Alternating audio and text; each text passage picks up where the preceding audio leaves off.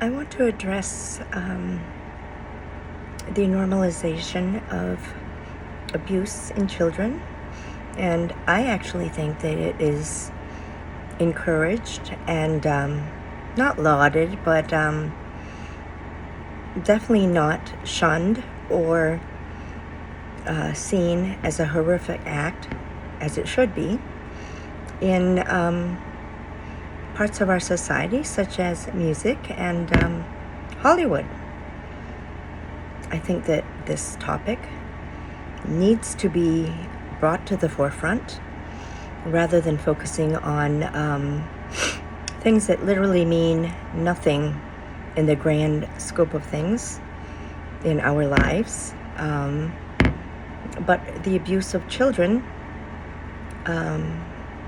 in these, let's say, highly regarded industries should be brought to light, and I would like to do that.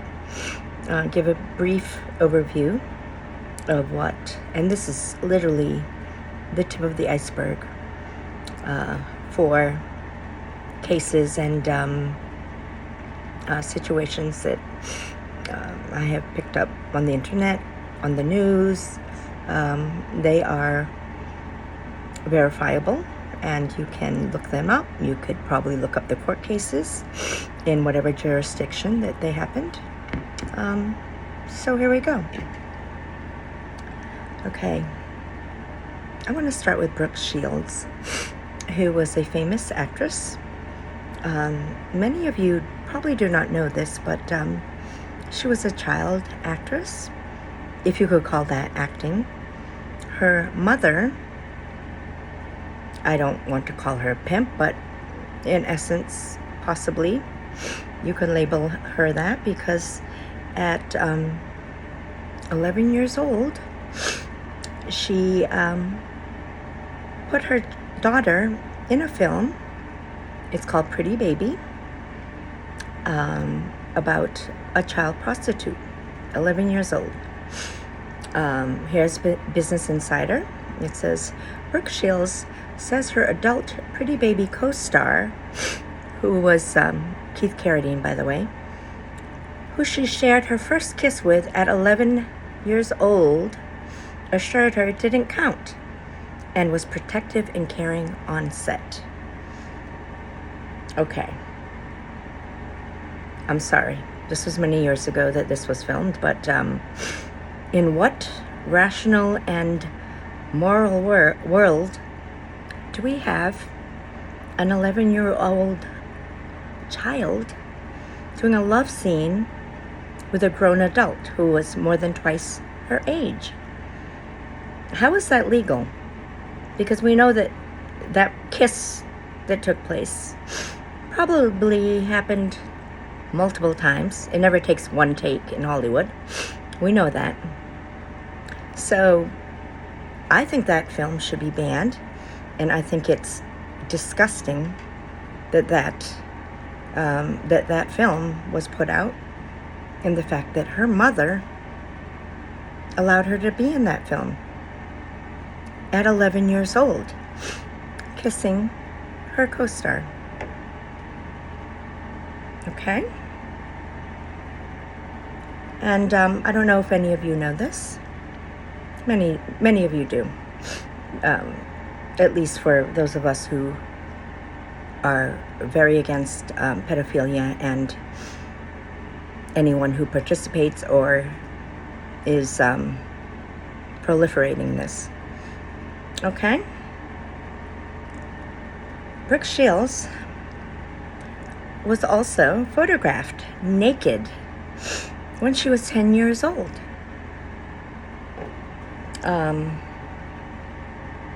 The photographer said he conceded that Brooke was supposed to look like a sexy woman. First of all, what mother allows their 10-year-old child to be photographed in an adult magazine, Playboy, that is geared towards adult men, to be looking at naked women not 10-year-old naked children. I mean, personally, I think that woman should be in jail because that is horrific. But, you know, she posed for it, and many men saw that and probably had quite the time enjoying themselves looking at her naked figure at 10 years old. Literally disgusting. Gary Gross was the photographer. He was reportedly paid $450 to photograph a pre-pubescent Brooke in the nude. Though it's been suggested the photos weren't meant to be pornographic in nature, but they were. Surprisingly, her mother, Terry Shields, was on board with the shoot, as she had long dreamed of her daughter becoming a star. Can't remember, but I think she might have been a Gerber baby. That's when she started. So she was starting to pimp her out as a baby, or at least started her path. So those two examples are just disgusting. I think anybody that was involved in that film, Keith Carradine, you're not going to see this, but I think that it's disgusting that you would be in a film such as this, kissing an 11-year-old child multiple times. And this film was about Brooke playing a young prostitute of the, I don't know what era, 1800s or whatever. And the whole film is literally disgusting, talking about her transformation as a child into a prostitute. I don't want to give that any more publicity, but this film should never have been made, and the mother should never have allowed her daughter to be in it, my opinion. We have Sean Diddy Combs, Puff Daddy, Puffy, and God knows he's in jail now. What he's called, he's changed his public name many times. Don't know why, but whatever. He is in jail facing allegations from 120 individuals, including a 9-year-old boy, for luring them to make a star. And supposedly he lured the victim and said, "I will make you a star with a record deal." And from what I've been reading, he did this multiple times to many young boys and girls, but I think he preferred boys personally. And he is allegedly going to be tried and for rape, pedophilia, incest, not incest, I'm sorry. Maybe that's the one thing he didn't do. Who knows? But anyways, terrible things to help young people to get ahead in the industry through the casting couch or the casting bed or whatever they want to use. Okay? And Justin Bieber is a potential victim.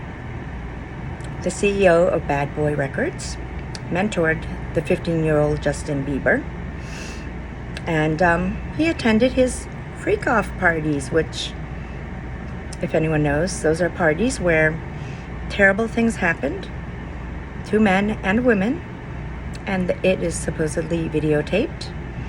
But does the FBI have it?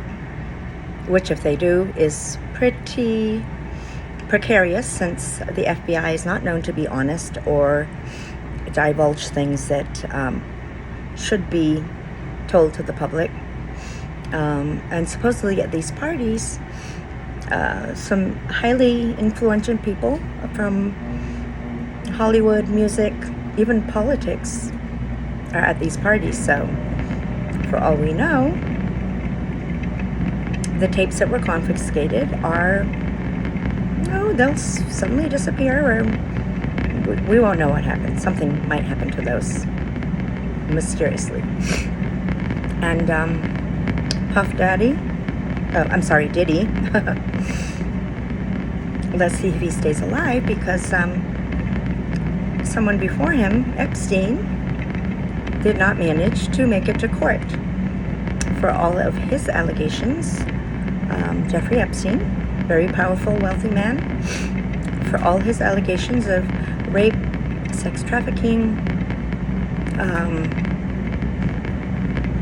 so many terrible accusations from everyone, from politicians, Hollywood music, same old crowd, all of the who's who in this world have accused him, but he failed to make it to court. Supposedly, he died from a very routine thing that happens in a maximum security court. The cameras, which are on 24 hours a day, mysteriously stopped at the moment that he supposedly killed himself through suicide. And interesting. No one was around, and there's no witnesses, no camera. So, anyways, powerful people do not want someone who is powerful to tell their dirty little secrets, especially when children are involved. So needless to say, let's see what happens. Diddy, for the sake of the children who need to have their story heard, and justice happen for them, the many who you know that you have harmed and hurt, we need you to stay alive. James Marsden, Taran Killam, and stars who signed I'm sorry, that was the wrong one. Okay. Brian Peck, in 2004, in connection with a charge of oral copulation with a minor under 16, as well as a charge of performing a lewd act with a 14 or 15-year-old. Brian Peck spent 16 months in prison and was mandated to register as a sex offender. Okay? He has a history with Nickelodeon, and the allegations against him, are heinous, and there are so many other victims, but I'm not sure what's happened with those cases, but there's an investigative discovery docuseries called Quiet on the Set, The Dark Side of Kids TV, which talks about all these allegations of, so Brian Peck was a former dialogue coach for Nickelodeon. It talks about these allegations and just the atmosphere of endangerment and fear